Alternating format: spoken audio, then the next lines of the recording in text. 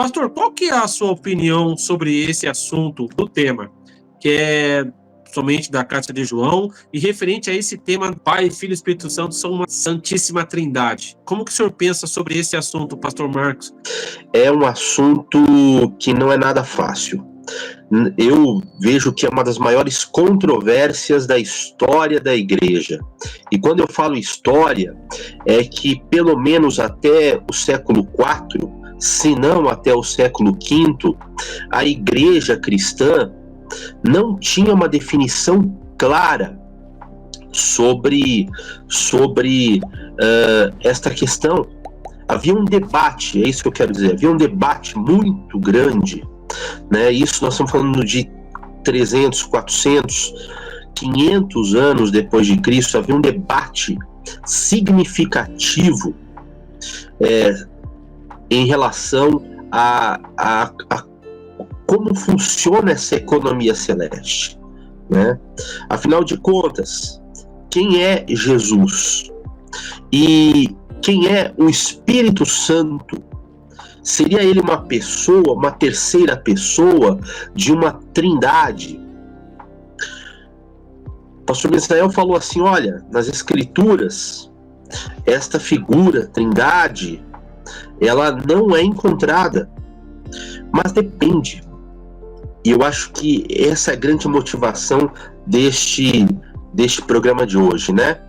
Porque quando eu pego a versão Almeida, revista e corrigida, que talvez seja a versão mais comum e a versão mais popular entre os evangélicos pentecostais no Brasil, eu encontro ali em 1 João, capítulo 5, versos 7 e 8, esta afirmação: 3 são os que testificam no céu, o Pai, a Palavra e o Espírito. E os 3 são um. Então, é um texto que, apesar de não dizer claramente existe uma trindade, ele é o texto bíblico que é o mais forte nesse sentido. E isso, irmãos, tem uma implicação direta em outras doutrinas do cristianismo, outras doutrinas da palavra de Deus. Talvez a mais clara delas seja o batismo, né? O batismo bíblico, porque lá em Mateus capítulo 28, 19, vai haver aquela famosa ordem, né? Ide por todo mundo, pregai o evangelho e batizai-os em nome do Pai, do Filho e do Espírito Santo. Então, quer dizer, essa doutrina, queridos, fez com que houvesse um debate intenso nos 5 primeiros séculos, houvesse divisões políticas dos 10 reinos que invadiram Roma e o Império Romano, levando à queda de Roma em 476 depois de Cristo. 3 deles não concordavam com a Trindade. 3 deles não concordavam e houve guerras por conta disto. E por conta disto, 3 deles caíram, permitindo que o poder do bispo de Roma se tornasse um poder geral sobre toda a cristandade e ele ocupasse finalmente a qualidade de cabeça sobre toda a cristandade. Mais do que isso, nas palavras do Códice Juris Civilis de Justiniano I, ele também seria o corretor de hereges. E a partir dali, queridos, existe um movimento que dura mais de 1000 anos, não estou brincando, mais de 1000 anos, em que quem não aceitava esta doutrina, apesar dela não estar claramente dita na Bíblia, quem não aceitasse seria perseguido, seria torturado e inúmeras vezes morto. Então, a pressão era tão grande, mas tão grande em relação a isto, que bastava uma suspeita. E, para vocês terem uma ideia, talvez o mais importante tradutor das Escrituras, o homem no qual, ou melhor, o homem que fez um trabalho no qual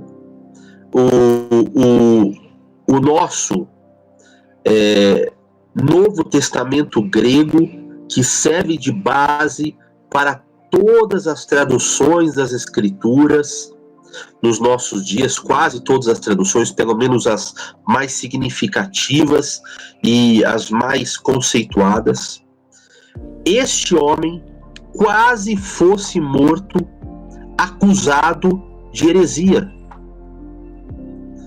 Então nós estamos falando aí de um dos principais tradutores das Escrituras, um dos nomes mais comentados na história,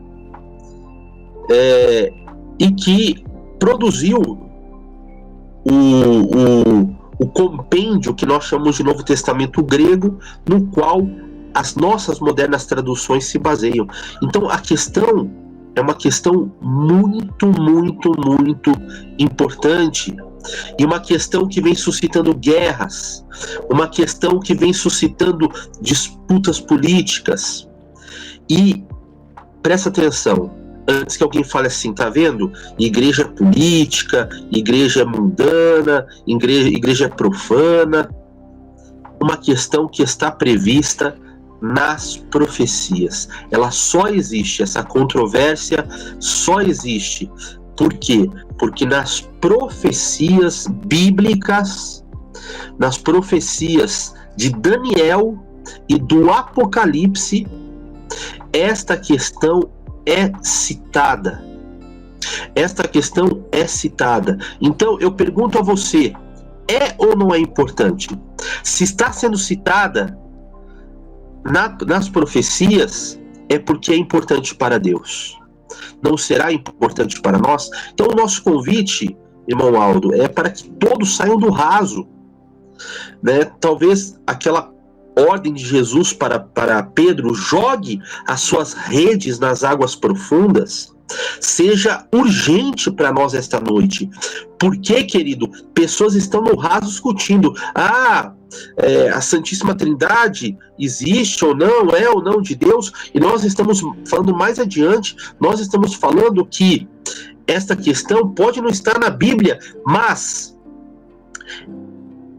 ela acaba inspirando as profecias bíblicas e mostrando como agiria o poder persecutório durante mais de 1000 anos, movido pela besta e pelo dragão contra os crentes verdadeiros. Isso não é pouca coisa, queridos. Isso não é pouca coisa, é a nata da profecia bíblica. Então, meu amado, minha amada, esta é uma questão histórica, esta é uma questão secular, sim, política, mas esta é uma questão espiritual. Talvez uma das mais importantes e mais necessárias para a qual nós devemos olhar com carinho e atenção. Então, desde já, vá orando ao Espírito Santo para abrir o seu entendimento, para que não seja a palavra do pastor Misael, do diácono Aldo, ou dos que criticam as nossas posições, que venha prevalecer. E sim, o Espírito Santo de Deus, porque quando o Espírito Santo trabalha, não fica dúvidas. Não fica dúvidas. Ele nos convence. Ele é aquele que nos permite conhecer a verdade para termos verdadeira liberdade.